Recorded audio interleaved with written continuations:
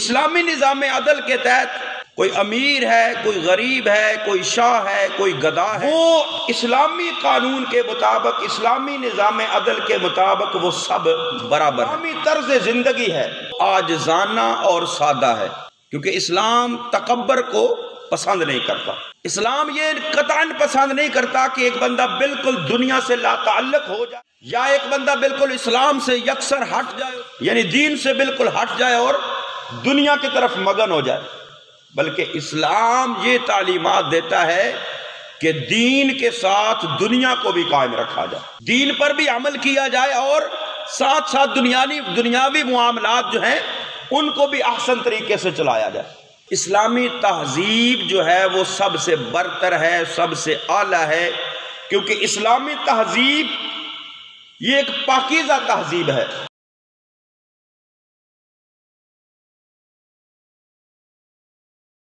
اعوذ باللہ السمیع العلیم من الشیطان اللعین الرجیم، بسم اللہ الرحمن الرحیم۔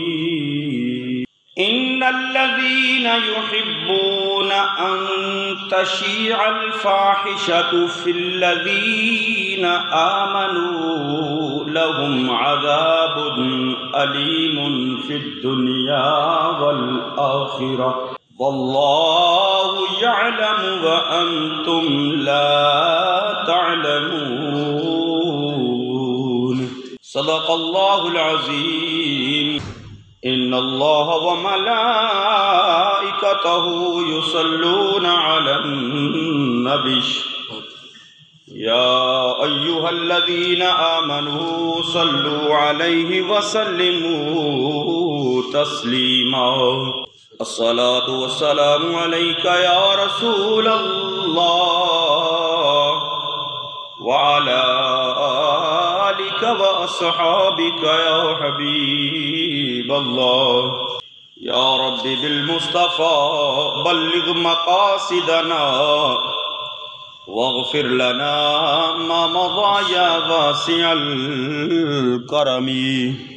حضرات، اللہ رب العالمین احکم الحاکمین کی حمد و ثنا اور لامحدود درود پاک آقا انعامدار حضور مدنی تاجدار شفیع روز شمار احمد مختار حبیب پروردگار جناب محمد مصطفیٰ صلی اللہ تعالی علیہ وآلہ وسلم کی ذات بابرکات پر تحفے نذرانے گجرے پیش کرنے کے بعد خالق کائنات وحدہ لا شریک کی مقدس اور عظیم بارگاہ کے اندر دعا ہے کہ مالک اپنے محبوب کے صدقے ہم سب پر بلکہ تمام امت مصطفیٰ صلی اللہ تعالی علیہ وآلہ وسلم پر اپنا فضل و کرم اور مہربانی فرمائے، تمام امت مصطفیٰ کو دین اسلام کے مطابق زندگی بسر کرنے کی توفیق نصیب فرمائے۔ عزیزان گرامی، جو بھی انسان کسی معاشرے کے اندر رہتا ہے، اس معاشرے کے اندر جو انسانوں کا زندگی گزارنے کا طریقہ، زندگی گزارنے کا جو لائف سٹائل ہے، اور اس معاشرے کے جو رسم و رواج، ان کو ثقافت اور تہذیب کہا جاتا ہے۔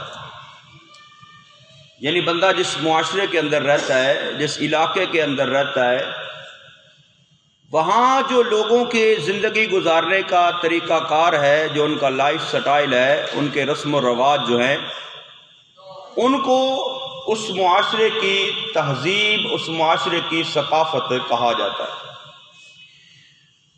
ہر قوم کی کوئی نہ کوئی ثقافت ہوتی ہے جس کے ساتھ اس قوم کے عقائد، اس کی زبان، اس کے خاندانی تعلقات، اس کے رہن سہن اور اس کی اخلاق اور عادات، ان سے اس کا تعلق ہوتا ہے۔ دنیا کے اندر مختلف ادوار کے اندر مختلف تہذیبیں جو ہیں وہ معرض وجود میں آئیں، لیکن وقت گزرنے کے ساتھ ساتھ ان تہذیبوں کا نام و نشان ختم ہو گیا۔ اگر آپ تاریخ کا مطالعہ کریں تو دنیا کے اندر بے شمار قومیں گزری جن کی ایک اپنی تہذیب تھی، جن کی ایک اپنی ثقافت تھی، لیکن وقت گزرنے کے ساتھ ساتھ وہ قومیں بھی ختم ہو گئی، ان کی تہذیب بھی ختم ہو گئی، ان کی ثقافت بھی ختم ہو گئی۔ اس وقت بھی دنیا کے اندر مختلف قومیں آباد ہیں جن کی ایک اپنی اپنی تہذیب ہے، جن کی ایک اپنی اپنی ثقافت ہے، جن کا اپنے اپنے رسم و رواج ہیں، جن کا اپنا اپنا زندگی گزارنے کا طریقہ ہے۔ لیکن تمام جو تہذیبیں دنیا کے اندر موجود ہیں اس وقت بھی، ان سب میں سے سب سے برتر، سب سے اعلیٰ اور سب سے کامل جو تہذیب ہے وہ اسلامی تہذیب ہے۔ سب سے جو کامل، سب سے برتر اور سب سے اعلیٰ جو تہذیب ہے اس وقت کے اندر،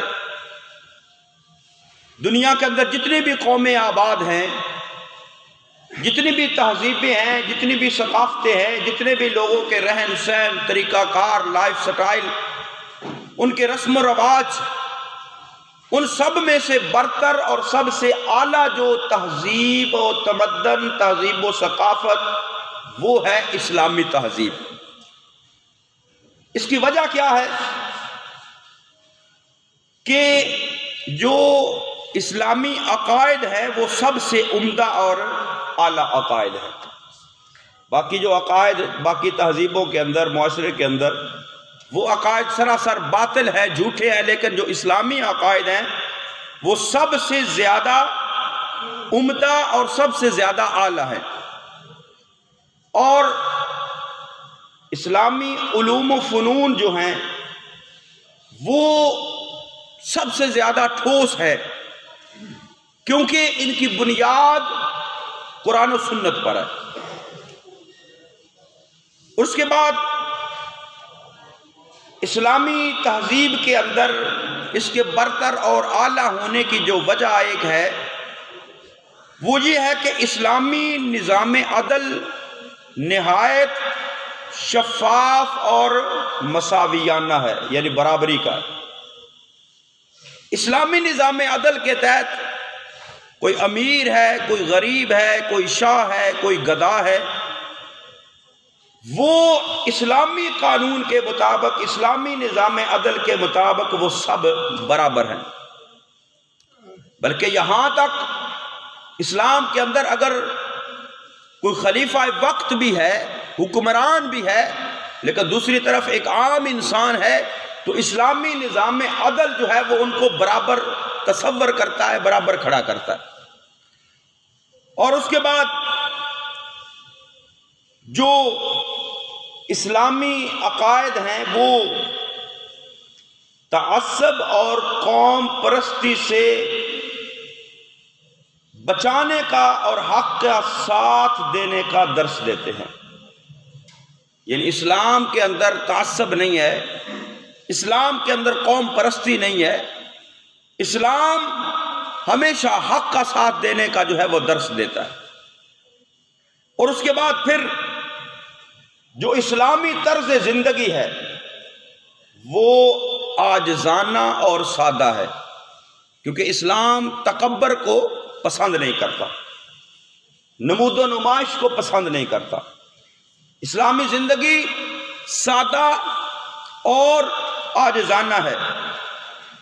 اور پھر اسلامی تعلیمات کے اندر دنیا اور آخرت کا حسین امتزاج موجود ہے۔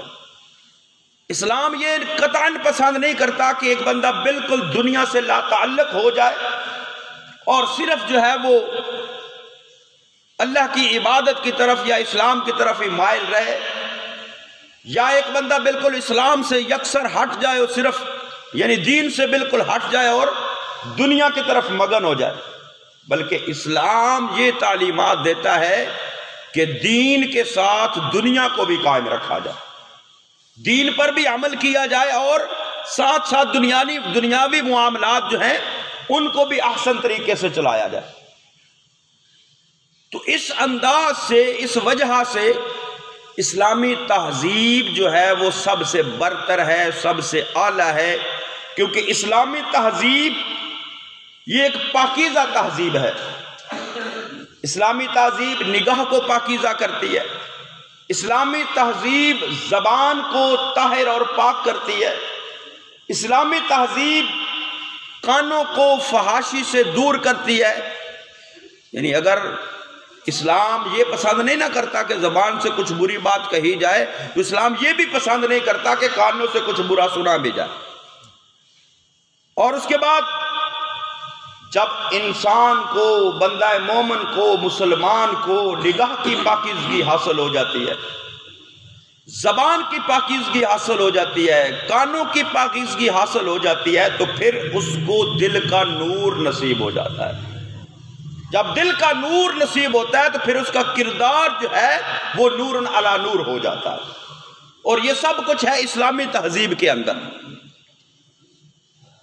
صرف اسلامی تہذیب، اس کو اپنانے کا حکم اللہ اور رسول اللہ صلی اللہ تعالی علیہ وآلہ وسلم نے ہمیں اس کو اپنانے کا حکم ارشاد فرمایا، درس ارشاد فرمایا۔ بندہ اگر کسی معاشرے کے اندر رہتا ہے تو وہ دوسروں کی تہذیب سے متاثر ہو کر اس کو اپنانے کی کوشش کرتا ہے، دوسروں کی تہذیب کو اپنانے کی کوشش کرتا ہے، ان سے متاثر ہو کر۔ کسی کا لباس اچھا لگا، اس کو اپنانے کی کوشش کی، کسی کا رہنے کا جو ہے وہ سٹائل اچھا لگا، اس کو اپنانے کی کوشش کی، کسی کا کوئی طریقہ کار، کوئی چیز اچھی لگی تو اس کو اپنانے کی کوشش کی۔ لیکن اسلامی تہذیب سب سے اعلیٰ ہے، سب سے برتر ہے۔ نبی رحمت صلی اللہ تعالیٰ علیہ وآلہ وسلم نے اور اللہ رب العالمین حکم الحاکمین نے اسی کے مطابق زندگی بسر کرنے کا حکم ارشاد فرمایا، اور غیروں کے طریقے پر چلنے سے منع فرمایا، کیونکہ جب کوئی شخص کسی دوسرے کی تہذیب کو اپناتا ہے تو وہ اپنی پہچان کھو دیتا ہے۔ جب بندہ کسی دوسرے کی تہذیب کو اپناتا ہے تو اس کی اپنی جو ایک پہچان ہوتی ہے وہ اس پہچان کو کھو دیتا ہے۔ جب پہچان کو کھو دیتا ہے تو پھر اس کی عزت بھی باقی نہیں رہتی۔ تو نبی کریم صلی اللہ تعالی علیہ وآلہ وسلم نے دوسروں کی نقل کرنے کی، دوسروں کی تہذیب کو اپنانے سے منع فرمایا۔ آقا کریم صلی اللہ تعالی علیہ وآلہ وسلم نے فرمایا کہ جو کسی قوم کی مشابہت اختیار کرتا ہے اس کا ہمارے ساتھ کوئی تعلق نہیں ہوتا۔ ہم کلمہ گو ہیں، ہم مسلمان ہیں، نبی کریم صلی اللہ تعالی علیہ وآلہ وسلم پر ایمان رکھنے والے ہیں، تو ہمارا ہر قول، ہر فعل، ہر عمل جو ہے وہ دین اسلام کے مطابق ہونا چاہیے، کیونکہ رب العالمین حکم الحاکمین نے فرمایا نا، یا ایھا الذین آمنوا ادخلوا فی السلم کافہ، فرمایا ایمان والو اسلام کے اندر پورے پورے داخل ہو جاؤ۔ یہ نہیں کہ جہاں اپنی مرضی ہوئی وہاں اسلام کو لے لیا، اور جہاں اپنی خواہشات پوری نہیں ہو رہی یا اپنی مرضی پوری نہیں ہو رہی وہاں سے اسلام کو جو ہے وہ دور کر دیا۔ اللہ فرماتا ہے آمنوا ادخلوا فی السلم کافہ، اللہ فرماتا ہے اسلام کے اندر پورے پورے پورے داخل ہو جاؤ، یعنی تمہارا ہر قول، ہر فعل، ہر عمل وہ اسلام کے مطابق ہونا چاہیے۔ اور نبی کریم صلی اللہ تعالی علیہ وسلم فرمایا لیس منا من تشبہ بغیرنا، فرمایا جس نے کسی دوسرے کی مشابہت اختیار کی وہ ہم میں سے نہیں۔ حالانکہ اگر دیکھا جائے تو جب نماز فرض ہوئی تو نبی کریم صلی اللہ تعالی علیہ وآلہ وسلم نے صحابہ سے مشورہ کیا کہ نماز کے لیے بلانے کا طریقہ کار جو ہے وہ کیا اختیار کیا جائے۔ تو کسی نے مشورہ دیا یا رسول اللہ صلی اللہ تعالی علیہ وآلہ وسلم جو ہے وہ باجا یعنی بجایا جائے، ایسی وہ آواز نکالی جائے کہ جس کو سن کر لوگ اکٹھے ہو جائے. تو نبی کریم صلی اللہ تعالیٰ علیہ وآلہ وسلم نے باجا بجانے سے بھی منع فرما دیا. فرمایا یہ یہودیوں کا طریقہ ہے. پھر مشورہ آیا کہ ناقوس بجایا جائے، گھنٹی بجائی جائے، جس طرح کرسچن عیسائی وہ اپنے مندروں میں بجاتے ہیں نا، اپنے گرجا گھروں میں گھنٹی. ناقوس کو بجایا جائے کیونکہ معاشرے کے اندر یہ طریقہ کار اس وقت رائج تھے.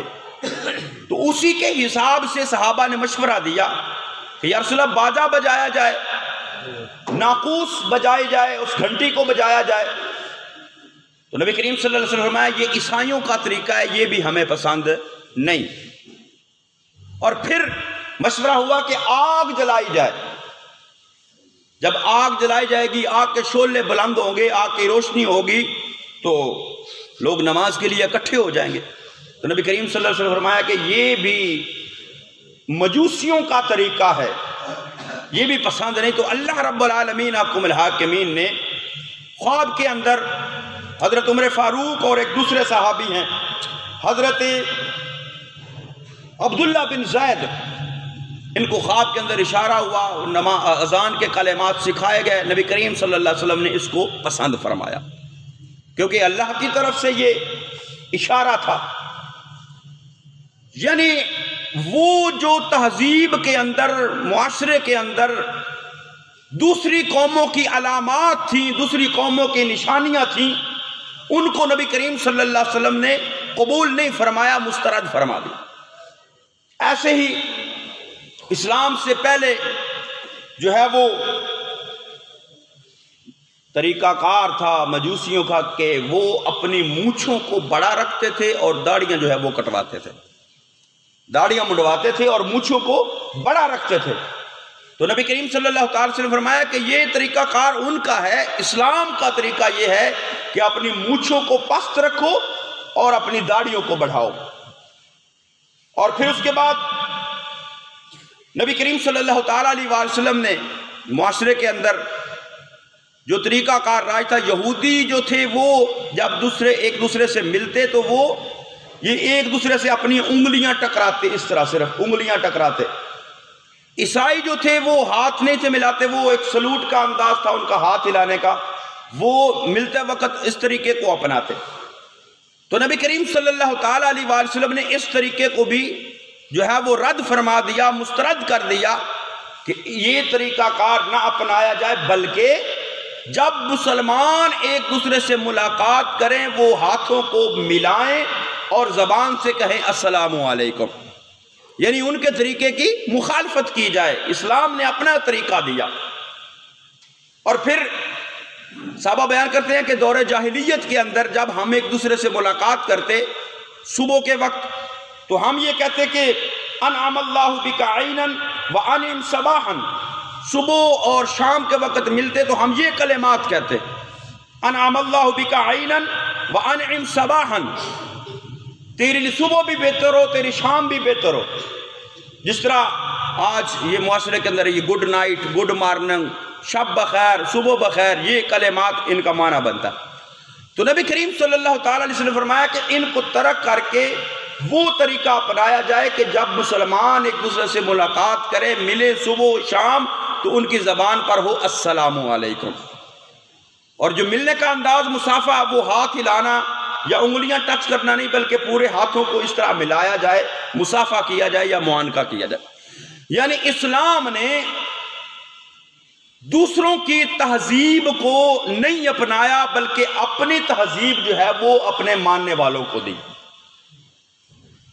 اس سے کیا ہوتا ہے کہ اس تہذیب کو اپنانے سے جب بندہ اسلام پر عمل پیرا ہوتا ہے تو پھر اللہ اور اس کے رسول کے احکامات کے مطابق پھر اس کو نگاہوں کی پاکیزگی حاصل ہوتی ہے، کانوں کی پاکیزگی حاصل ہوتی ہے، زبان کی پاکیزگی حاصل ہوتی ہے، کردار کی پاکیزگی حاصل ہوتی ہے. اسلام یہ اپنے ماننے والوں سے چاہتا ہے. نگاہوں کی پاکیزگی، معاشرے کا بگاڑ جو ہے وہ بدنگاہی سے ہوتا ہے. معاشرے کا بگاڑ وہ سب سے پہلے بدنگاہی سے ہوتا ہے. بندہ کسی کو بری نظر سے دیکھتا ہے، کسی ماں بہن بیٹی کو، اور نبی کریم صلی اللہ علیہ وسلم نے ارشاد فرمایا کہ بد نگاہی شیطان کے زہر آلود تیروں میں سے ایک تیر ہے. یہ لگ گیا نشانے پہ تو پھر آگے بندہ شیطان کے کنٹرول میں آ گیا، پھر سارے معاملات جو ہیں وہ خراب. اسی طرح نبی کریم صلی اللہ تعالیٰ علیہ وسلم نے فرمایا کہ کانوں کی پاکیزگی جو ہے اس کو بھی اختیار کیا جائے.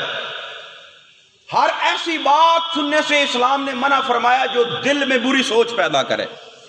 ہر ایسی بات سننے سے اسلام نے منع فرمایا جو دل میں بری سوچ پیدا کرے. نبی کریم صلی اللہ تعالیٰ علیہ وسلم نے ارشاد فرمایا الغناء ينبت النفاق فی القلب. فرمایا غنا یعنی گانا، اس کو سننا جو ہے یہ دل میں نفاق کو پیدا کرتا ہے. یعنی کردار جو ہے وہ کانوں سے سننے سے جو ہے وہ اس کا کردار، کان سے سنا غنا، دل میں نفاق پیدا ہوا، پھر انسانی دل جو ہے وہ بہتا ہے. اس لیے تو اللہ رب العالمین حکم الحاکمین نے فرمایا نا کہ ان السمع والبصر والفؤاد کل اولئک کان عنہ مسئولا. فرمایا یہ آنکھیں، یہ دل، یہ کان، ان السمع کان، والبصر آنکھیں، والفؤاد دل، کل اولئک کان عنہ مسئولا. فرمایا ان سب چیزوں کے بارے میں قیامت والے دن سوال کیا جائے گا. ان سب چیزوں کے بارے میں سوال کیا جائے گا. گفتگو کے اندر انسان جو ہے وہ ایسے الفاظ کا چناؤ کرے، اچھی گفتگو کرے، یعنی زبان سے بھی فحش گوئی کی اجازت نہیں ہے. نبی کریم صلی اللہ تعالیٰ علیہ وسلم نے فرمایا کہ قیامت والے دن جب بندوں کے اعمال کا وزن کیا جائے گا تو اعمال کے اندر سب سے وزنی جو چیز ہوگی وہ بندے کے اعلیٰ اخلاق ہوں گے. بندے کے اعلیٰ اخلاق ہوں گے. اور فرمایا اللہ فحش کہنے والوں اور بے حیائی کی باتیں کرنے والوں کو پسند نہیں کرتا. یعنی اسلام کیا چاہتا ہے کہ اسلام کے ماننے والوں کو نگاہوں کی پاکیزگی بھی حاصل ہو، کانوں کی پاکیزگی بھی حاصل ہو، اور گفتگو کی پاکیزگی بھی حاصل ہو، اور سوچ کی پاکیزگی، یہاں تک کہ سوچ کی پاکیزگی بھی.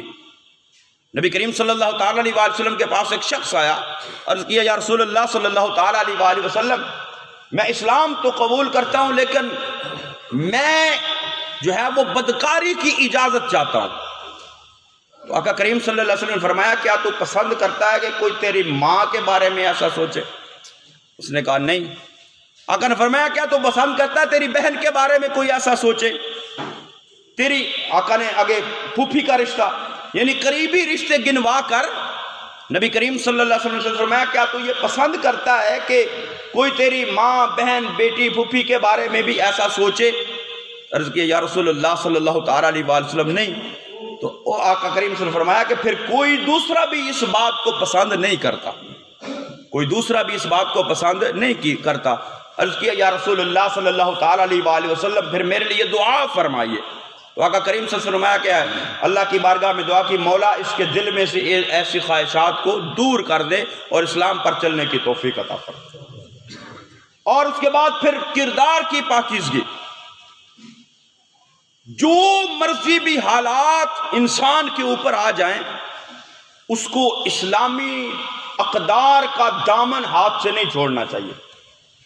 ایک صحابیہ حضرت ام خلاد ہند بنت عمر ان کا نام ہے، ان کا بیٹا جو ہے وہ فوت ہو گیا. اب ماں کے لیے اس سے بڑا کوئی صدمہ ہو سکتا ہے کہ جس کا بیٹا اس دنیا سے چلا جائے؟ اس سے بڑا صدمہ ماں کے لیے نہیں ہو سکتا کہ اس کا بیٹا اس دنیا سے چلا جائے. لیکن وہ صحابیہ ہیں حضرت ام خلاد، بیٹا فوت ہو گیا تو اس وقت بھی اس صدمے کی حالت میں بھی وہ با پردہ جو ہیں وہ باہر آئیں. تو لوگوں نے کہا کیونکہ اس وقت معاشرے کے اندر اسلام سے پہلے وہ واویلا کرنا وہ سب چیزیں رائج تھی، لیکن اسلام نے جب منع فرما دیا تو اس حالت میں بھی وہ با پردہ جب باہر آئی تو لوگوں نے کہا کہ بھئی اس حالت میں بھی پردہ؟ آپ نے فرمایا کہ میں نے اپنا بیٹا کھویا ہے، حیا نہیں کھوئی. میں نے اپنا بیٹا کھویا ہے، حیا نہیں کھوئی. یعنی اسلام اس بات کا تقاضا کرتا ہے کہ اسلام کے ماننے والے نگاہوں کی پاکیزگی اختیار کریں، کانوں کی پاکیزگی اختیار کریں، زبان کی پاکیزگی اختیار کریں، سوچ کی پاکیزگی اختیار کریں اور کردار کی پاکیزگی اختیار کریں. جب یہ چیزیں معاشرے کے اندر آ جاتی ہیں، اور یہی اسلامی تہذیب جو ہے، یہی اسلامی تہذیب ہے، یہی اسلامی ثقافت ہے، یہی اسلامی تمدن ہے، یہی اسلامی زندگی ہے. اسی وجہ سے اسلامی تہذیب باقی تہذیبوں سے برتر ہے، باقی تہذیبوں سے اعلیٰ ہے. لیکن آج ہمارے معاشرے کے اندر جو یہود و نصارہ کی سازشیں ہیں کہ اس مسلمان قوم میں سے حیا کو ختم کیا جائے، مسلمان قوم میں سے حیا کو ختم کیا جائے، تو اس تناظر میں اس معاشرے کے اندر کئی ایسی جو ہے وہ روایات، کئی ایسے رسم و رواج، کئی ایسے دن جو ہیں وہ اس معاشرے کے اندر رائج ہیں، جن میں سے ایک دن جو ہے وہ یہ 14 فروری ویلنٹائن ڈے کے نام پر آ رہا ہے. یہ پوری تقریر جو اس کی تمہید تھی یہ اس حوالے سے. ویلنٹائن ڈے یہ ایک بے حیائی کا دن ہے. اسلام کیا چاہتا ہے کہ اسلام کے ماننے والے کردار کے پاکیزہ ہوں، سوچ کے پاکیزہ ہوں، زبان کے پاکیزہ ہوں، کانوں کے پاکیزہ ہوں، آنکھوں کے پاکیزہ ہوں. لیکن اس کے برعکس اس تہذیب نے، دوسری تہذیب نے ہمیں ہمارے اس معاشرے کے اندر، ہماری تہذیب کے اندر کیا چیز شامل کر دی کہ ان کے اندر جو ہے بے حیائی کو پھیلایا جائے. تو جس میں حیا نہیں رہتا اس میں کچھ بھی باقی نہیں رہتا. نبی کریم صلی اللہ تعالی علیہ وسلم فرمایا الحیاء خیر کلہ، فرمایا حیا کے اندر تمام قسم کی بھلائیاں ہیں. یا دوسرا فرمایا الحیاء کلہ خیر، کہ فرمایا حیا ساری کی ساری بھلائی ہے. لیکن حیا کو ختم کرنے کے یہ طریقہ کار ہماری نوجوان نسل جو ہے وہ اس دن بے حیائی کی ساری حدیں پار کرتے ہیں. آپ معاشرے میں سنتے ہیں، خبروں میں سنتے ہیں، اخبارات میں پڑھتے ہیں کہ اس دن جو ہے وہ کیا کیا کیا کیا ہوتا ہے. لیکن اسلام جو ہے وہ، اور پھر دوسرے لوگ اس کے برعکس کہتے ہیں جی اس کو حیا کے دن کے طور پر منایا جائے. اسلام صرف ایک دن کے لیے حیا کا درس نہیں دیتا، اسلام پوری زندگی کے لیے حیا کا درس دیتا. اسلام پوری زندگی کے لیے، ہر دن کے لیے حیا کا سبق دیتا ہے.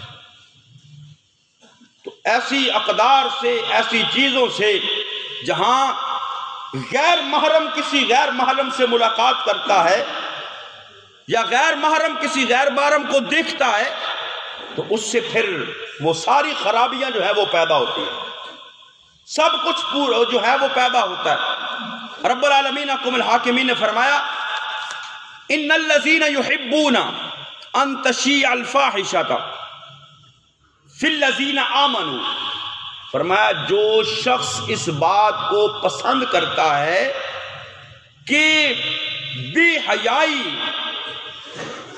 وہ لوگوں کے درمیان پھیلے، ایمان والوں کے درمیان. ان الذین یحبون ان تشیع الفاحشۃ فی الذین آمنوا، فرمایا جو یہ پسند کرتا ہے نا کہ فحاشی، عریانی، یہ بے حیائی یہ معاشرے کے اندر، ایمان والوں کے اندر پھیلے، تو فرمایا لہم عذاب علیم فی الدنیا والآخرہ، فرمایا ان کے لیے دنیا کے اندر بھی عذاب ہے اور آخرت کے اندر بھی عذاب، دردناک عذاب ہے. واللہ یعلم وانتم لا تعلمون، اور اللہ جانتا ہے تم نہیں جانتے. یعنی اللہ اس بات کو پسند نہیں کرتا، رسول اللہ صلی اللہ تعالی علیہ وسلم کی تعلیمات اس بات کو پسند نہیں کرتی کہ معاشرے کے اندر بے حیائی ہو یا بے حیائی والے کام ہو۔ اور وہ جو پہلے میں نے بات کی کہ وہ ایک شخص کلمہ پڑھنے کے لیے آیا اور نبی کریم صلی اللہ تعالی علیہ وآلہ وسلم سے بدکاری کی اجازت چاہتا ہے۔ آقا نے فرمایا کیا تو چاہتا ہے تیری ماں کے ساتھ ایسا ہو، تیری بہن کے ساتھ ایسا ہو، تیری پھوپھی کے ساتھ ایسا ہو؟ اور کہ یا رسول اللہ یہ میں نہیں چاہتا۔ تو فرمایا کہ دوسرا بھی ایسا کچھ نہیں چاہتا۔ تو 14 فروری والے دن یہ ویلنٹائن ڈے کو منانے والے نوجوان اس بات کو غور سے سنیں اور اس پر عمل کرنے کی کوشش کریں۔ تقریریں جو ہیں وہ فضائل والی اکثر ہوتی ہیں، میں بھی کر سکتا ہوں، لیکن میری کوشش ہوتی ہے کہ میں اصلاحی جو ہے وہ کچھ باتیں کروں۔ تو یہ باتیں ذرا سخت ہوتی ہیں، کڑوی ہوتی ہیں، پسند نہیں آتی۔ آج اگر میں چاہتا تو حضرت خواجہ معین الدین چشتی اجمیری، ان کا یوم وصال گزرا، ان کا تذکرہ کرتا، یا 13 رجب آ رہا ہے حضرت مولا کائنات تعالی المرتضیٰ شیر خدا کا تذکرہ کرتا، لیکن وہ فضائل جو ہیں وہ ہم سنتے ہیں، ہم ان کی عظمت کو مانتے ہیں، ان کا اعتراف کرتے ہیں، لیکن یہ معاشرے کے اندر جو بے حیائی پھیلتی جا رہی ہے اس کا تدارک بھی منبر و محراب سے ہوگا۔ تو اس لیے جب ہم اپنی ماں بہن بیٹی کے لیے ایسا کچھ پسند نہیں کرتے تو ہم دوسرے کی ماں بہن بیٹی کے لیے ایسا کیوں پسند کرتے؟ اس بات پر غور کرنے کی صورت ہے۔ ویلنٹائن ڈیز منانے سے پہلے اس بات کو سوچ لینا، اس بات کو سمجھ لینا۔ اور یہاں پر ایک اور بات میں آخر میں کرتا چلو، یہاں پر تھوڑا والدین کو جو ہے سوچ اور فکر کرنی چاہیے۔ اور یہ جو ہم نے معاشرے کے اندر شادی پر بے جا قسم کی پابندیاں لگا دی ہیں، اتنا جہیز ہوگا تو شادی کریں گے، اتنے پیسے ہوں گے تو شادی کریں گے، اسلام کے اندر اس کی کوئی گنجائش نہیں۔ ان چیزوں سے نکلیں، اپنے بچوں کی شادیاں جلدی کریں تاکہ معاشرہ بے حیائی اور بے روی سے بچ سکے۔ اس میں ہمارا اپنا قصور ہے، والدین کا قصور ہے۔ اگر اولاد جو ہے وہ جوانی کی عمر کو پہنچ جاتی ہے، اولاد جو ہے وہ اس کے جذبات ہیں، اور جو اس وقت ٹائم چل رہا ہے، معاشرہ چل رہا ہے، جو میڈیا چل رہا ہے، وہ ہر طرح کا میٹیریل جو ہے وہ نوجوانوں کو ملتا ہے جس سے وہ بے روی کا شکار ہوتے ہیں۔ اس لیے والدین کو سوچنا چاہیے، یہ نہیں کہ 200 بندہ ہوگا برات کے ساتھ تو پھر میں برات لے کے جاؤں، حالانکہ اسلام میں اس برات کا تصور ہی کوئی نہیں ہے۔ یہ ہم برات کے نام پر 200-300 بندہ جا کر بیٹی والوں کے گھر سے جا کر کھانا کھا کے آتے ہیں، اس کھانے کا بھی اسلام میں تصور کوئی نہیں۔ ولیمہ ہے، لڑکے والے اپنی وسعت کے مطابق جتنا چاہے کریں، لیکن ہم نے یہ پابندیاں لگا دی، اتنا جہیز ملے گا، اتنی امیر کو لڑکی ملے گی تو پھر ہم اپنے اولاد کی شادی کریں گے۔ غریبوں کی بچیاں بیٹھی بیٹھی بوڑھی ہو رہی ہیں۔ تو ہم ان چیزوں سے نکلیں اور شادی کو آسان کریں۔ جب شادی مشکل ہوتی ہے پھر زنا آسان ہو جاتا ہے۔ یہ باتیں تلخ ہیں، سننے میں ذرا برداشت کرنی مشکل ہوتی ہیں، لیکن یہ حقیقت ہے۔ ہم کو اس بات کو سمجھنا چاہیے۔ ہم جو ہے وہ شادیاں مشکل کر کے زنا کو آسان کر رہے ہیں۔ اب معاشرے میں دیکھ کے اکثریت جو ہے وہ لوگ بچے بچیاں گھروں سے بھاگ کر باہر کورٹ میرج کر رہے ہیں، شادیاں کر رہے ہیں۔ اس کی کیا وجہ ہے؟ اس کی وجہ ہے کہ ہم نے اولاد کے جوان ہوتے ہوئے ان کی اس خواہش کا جو ہے وہ دھیان ہی نہیں دیا اس پر۔ تو والدین بھی اس بات کو سمجھیں، اس بات پر عمل کریں، یہ ان چیزوں سے نکلیں، سادگی کو اپنائیں، سادگی کے ساتھ شادیاں کریں، سادگی کے ساتھ نکاح کریں، تاکہ اولاد جو ہے وہ جوان ہو کر بے روی کا شکار نہ ہو۔ اور نوجوانوں سے گزارش کروں گا کہ اللہ اور اس کے رسول کا ڈر سامنے رکھیں، آخرت کو سامنے رکھیں، اور اپنے جذبات پر قابو پا کر جو ہے وہ بے حیائی اور برائی کے کاموں سے باز رہیں۔ اللہ رب العالمین ہمیں دین کے اسلام کے مطابق زندگی بسر کرنے کی توفیق نصیب فرمائے۔